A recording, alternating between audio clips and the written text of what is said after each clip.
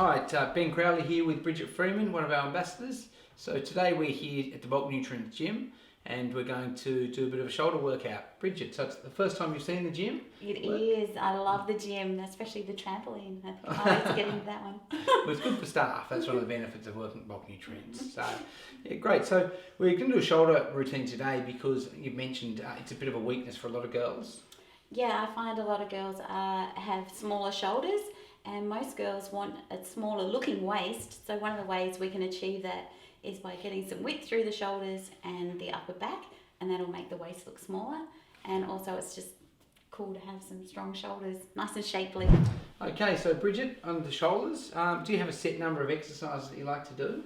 Well, that depends on what stage my training's at. If I have a dedicated shoulder day, for example, then I might do 6 to 8 different exercises. Wow. But a lot of the time I'm including shoulders in just a general upper body workout. Yep. And in that instance, I might only do 2 fairly large, heavy exercises, and then perhaps a superset of more volume. So how would you start a shoulder training day? I would definitely start with a really thorough warm-up to include the rotator cuff and prevent injury. And then I would go to a heavy exercise, for example, a military press. Yep. If you wanted to ensure that you're working both shoulders evenly, you could do that with dumbbells. And if you have any kind of shoulder injury, you could use an ARNOLD press in there instead. Yep. So they're nice, big, heavy ones. So I'll keep the reps fairly low, probably about 8 reps, and do 3 or 4 sets of those. So after the military press, you do that in pretty heavy. What would the next exercise you go into? I'd probably go on to an upright row then. Again, I'd go nice and heavy. Yep. And another 3 or 4 sets, probably about 8 reps on that one as well. Okay. So after the upright rows, what exercise would you do next? Something I'd specific? probably move on to more of a volume exercise. When we train shoulders, we want to hit the 3 different heads. So you've got the front, the lateral and the rear. So I'd move on to an exercise that would hit most of those. Yep. And I'd do a lot more volume on that one. Might even go up to 7 sets of 15 reps. Wow, okay. Interesting. So doing that many sets, I imagine that your breaks are quite short between sets? Yeah, I'd like about a minute in this kind of training on the heavy exercises.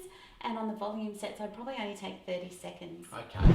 So do you incorporate supersets, giant sets or any of that kind of thing? Yeah, I really do. I love supersets and giant sets.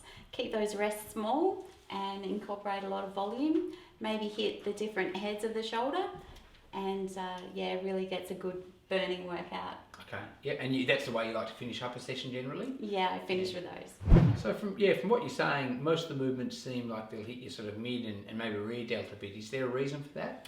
Yeah, I find that the front delt gets a lot of work when you do things like bench press or particularly dips. Yep. So I don't feel that it's necessary to isolate that out again. Okay, there'd be obviously a bit of overlap if you did. Yeah, so, you don't want to overtrain the small muscles. Okay, all right. So, thanks for being here, Bridget, and sharing your workout with us. It's great to have a world champion with us. Thank you very much. It's great to be here. Thanks so much.